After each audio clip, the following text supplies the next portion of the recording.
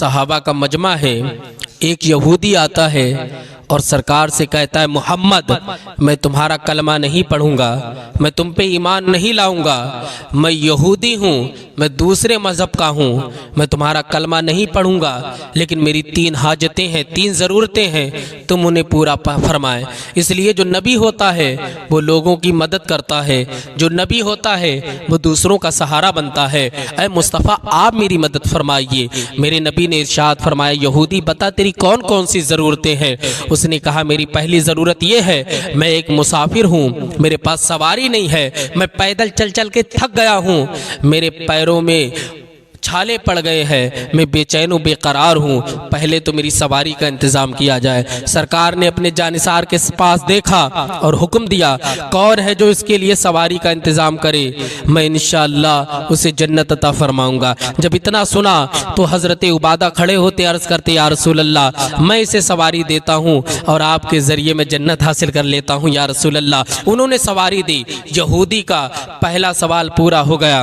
अब उसने दूसरा सवाल रखा, कहा, ऐ मोहम्मद अरबी मेरा दूसरा सवाल ये है कि आप मेरे पास कपड़े नहीं हैं, आप मेरे कपड़े का इंतज़ाम कीजिए, मैं अपने जिस्म को ढक सकूं, इसलिए कि मैं मुसाफिर हूं, सवारी नहीं थी, आपने सवारी का इंतज़ाम कर दिया, अब मेरे कपड़े का भी इंतज़ाम किया जाए। अल्लाहु अकबर। सरकार ने सहाबा की तरफ देखा तो हज़रत अबू सईद खुदरी खड़े होते हैं, अर्ज़ करते हैं, या रसूल अल्लाह मैं कपड़े दूंगा। सरकार ने फरमाया, अल्लाह तेरी कब्र को रोशन फरमा दे। हज़रत अबू सईद खुदरी को जब ये परवाना मिल गया जन्नत का कि कब्र को रोशन फरमा दे, आप घर जाते हैं, आपके जितने कपड़े थे आप आधे इधर करते हैं, आधे दूसरी तरफ करते हैं, यानी आधे कपड़े यहूदी को दे देते हैं और आधे अपने लिए रखते हैं, इसलिए कि मुस्तफ़ा ने जन्नत का परवाना दे दिया है। अल्लाहु अकबर। अब यहूदी के 2 सवाल पूरे हो गए। अब यहूदी ने तीसरा सवाल रखा, कहा, ऐ मोहम्मद अरबी मेरा जो तीसरा सवाल है वो ये है कि मैं भूखा भी हूँ, मेरे भूख का इंतज़ाम किया जाए ताकि मैं शिकम सैर होकर के खाना खा लूँ, मैं बहुत भूखा हूँ, कई दिन से मैंने कुछ नहीं खाया है। जब सरकार ने इतना सुना तो सरकार अलैहिस्सलाम चूँकि ज़ाहिरी ज़िंदगी आप फाका कशी से गुजारते थे, आप जो थे वो कई कई दिन खाना नहीं खाते थे। अब यहूदी की यह फरियाद सुनी, चूँकि सहाबा भी मस्त व बेखुद थे अपने यार को देखने में, वो दुनिया की दौलत और दुनिया की सरबत और माल ये ज़्यादा जमा नहीं करते थे, वो तो अपने रब की रज़ा तलाश करते थे, वो काम करते थे जिससे अल्लाह पाक राज़ी हो, वो काम करते थे जिससे मुस्तफ़ा जाने रहमत की रज़ा उन्हें नसीब हो जाए। तो कई सहाबा थे जिनके पास खाने का इंतज़ाम नहीं था। इतने में हज़रत सलमान फ़ारसी उठते हैं, खातून जन्नत हज़रत फ़ातिमा ज़हरा के घर की तरफ दौड़े दौड़े आते हैं, कहते हैं, फ़ातिमा आज मुस्तफ़ा जाने रहमत के पास एक यहूदी आया है और उसने 3 सवाल रखे हैं हाजत के।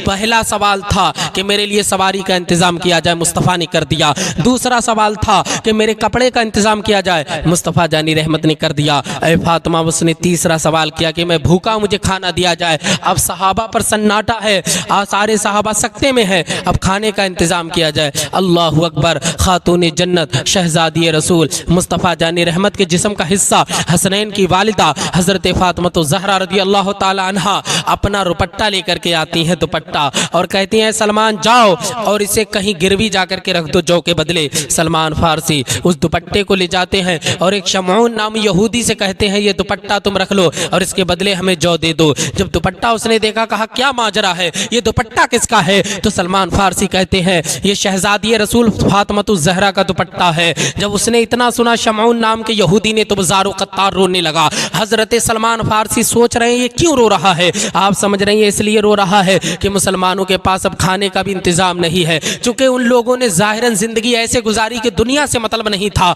सिर्फ अपने रज़ा की रज़ा को हासिल करने के लिए लगे रहते थे। अल्लाहु अकबर। जब इस यहूदी ने देखा तो दुपट्टे को देख करके रोने लगा। आपने पूछा, ये क्यों रो रहा है तू, एक बात तो बता। तो सलमान फ़ारसी के कहने पर उसने बताया कि मैंने पुरानी किताबों में पढ़ा है कि नबी आखिरुज़्ज़मा जब दुनिया में तशरीफ़ लाएंगे तो उनकी बेटी हज़रत फ़ातिमा ज़हरा अपने वालिद के पास आए हुए यहूदी की वजह से अपना दुपट्टा भी गिरमी रख देगी। और आज फ़ातिमा ने वो दुपट्टा मेरे पास गिरमी रखने के लिए भेजा है। ये नबी सच्चा है, इसका दीन सच्चा, इसका कुरान सच्चा, इसकी एक एक बात सच्ची है। सलमान फ़ारसी मुझे अपने नबी के पास लेकर के चलो। जब सलमान फ़ारसी ने इतना सुना तो खुशी के साथ सरकार की बारगाह में उस यहूदी को लाए, तो यहूदी ने जब मुस्तफ़ा को देखा तो सरकार अभी रो ही रहे थे, सहाबा भी रो रहे हैं, रिक्कत तारी है। यहूदी बोला या रसूल अल्लाह, मुझे आप अपना कलमा पढ़ाइए और अपने इस्लाम में मुझे दाखिल फरमाइए। उसने कलमा पढ़ा और इस्लाम में दाखिल हो गया। अब वो यहूदी जो 3 सवाल करे थे जिसने कि मुझे कपड़ा दो, मुझे सवारी दो और मुझे खाना दो, जब इस वाले यहूदी ने इस्लाम कबूल किया तो वो वाला यहूदी कहता है अगर मैंने अब इस्लाम कबूल नहीं किया तो मुझ पर अल्लाह की बहुत बड़ी लानत है कि मेरे ज़रिए एक ने इस्लाम को कबूल किया, वो जन्नती बन गया।